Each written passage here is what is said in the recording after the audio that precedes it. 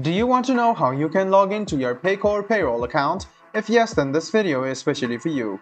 Hello and welcome to How to Log In. It's your host back again with yet another interesting tutorial video. In this video, I'm going to teach you how you can log into your Paycore Payroll account.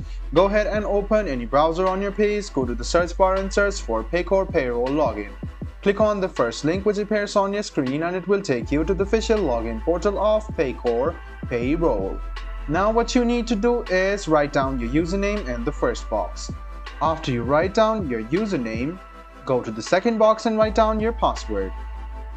So, after you write down your password, make sure your username and password are connected to your account on Paycore and click sign in.